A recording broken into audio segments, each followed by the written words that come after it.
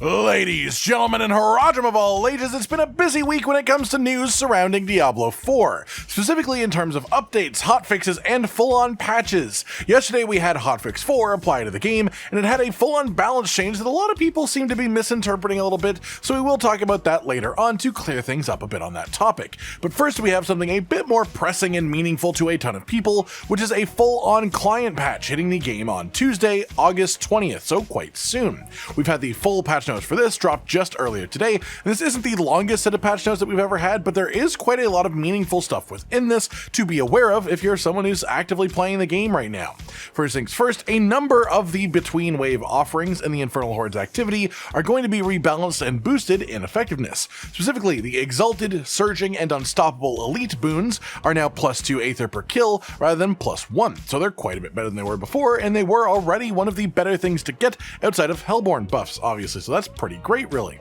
Then the Burning Rain offering that causes Hellfire to come down from above now grants 3 to 9 aether per wave rather than only 1 to 3, which is definitely a very necessary change, as this was only previously taken for the potential of a Hellborn synergy coming up afterwards. That said though, there were also Infernal Horde specific bug fixes, and while most of these are relatively niche issues, a big one that will affect a lot of people quite quickly probably is the Hellfire offering now dropping Hellborn on your head more often, and this is the synergy offering that I just mentioned that you get after taking the Burning Rain offering, so now Hellborn synergies will just have even stronger actual options to take as a result of this change. Past that, we have some pretty interesting things coming to all of us as a sort of apology / recompense for the issues going on last week with the greater Affix chest in Infernal Hordes and the box at the end of the reputation track as well. Everyone is just going to be given a cache full of legendary items with greater affixes when the patch releases as a result of these problems. If you have multiple characters, I would also assume though they will probably give you 1 cache per character,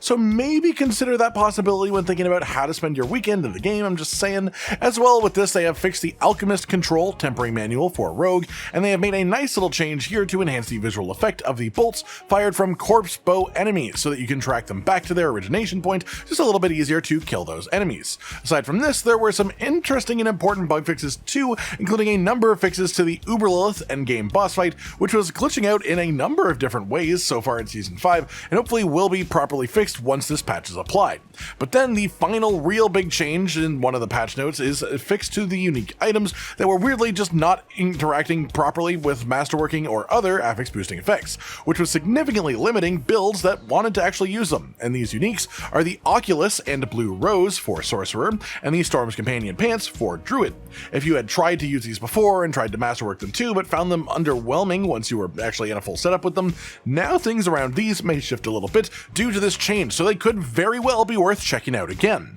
That pretty much covers the important stuff from the client patch itself then, so I do want to stop on yesterday's hotfix for the game, which had the main actual effect of tackling an issue with Sorcerer. Specifically, this affects Lightning Spear builds and the interactions with the splintering energy aspect. This was meant to nerf the amount of times that energy would arc from this aspect because it was causing significant server performance issues for people with the really nasty, well-optimized builds, and in return, they up the damage of each arc when it does happen. I've seen a ton of anger towards the devs for this change, saying that they wouldn't make balance changes so willy-nilly like this, but this wasn't intended to be a balance change really. It was a performance change because it was crashing servers, which is why they gave damage in return for this. That said, a lot of people are, without even testing it for themselves, calling this a massive nerf to the best build in the game, and everyone's just upset that their build is completely dead, but the truth is, it isn't even actually a nerf for the majority of players that are using this build. It's actually a buff. This change is a nerf to the very, very top end of sorcerers, the people with perfectly optimized gear who are just 100% statistically and mathematically done with their setup. And for those people, it is a noticeable nerf as well, like 50% or so to their overall output. But keep 2 things in mind. First, this change has less of a negative effect the worse your gear is, because what it's doing is capping the amount of times this actual lightning arc can arc off per second. So if you're already doing it less, it will have less of a negative, to the point that even people who are like 80% there with their gear, 80% correct stats, won't even notice a drop off at all really, and anyone below that point will actually notice a damage increase if anything, because of the general aspect change increase. The big thing to consider here though is how much does this even matter? In tier 8 Infernal Hordes, this will make the perfectly built people kill the end boss maybe 5-10 seconds slower than they would before, and it will still be the fastest at that in a perfect situation compared to the other best builds in the the entire game right now. It has barely any effect on the things that most players will do with this build, only really being a negative for people pushing the absolute limits of Artificer's pit tier completions more than anything else.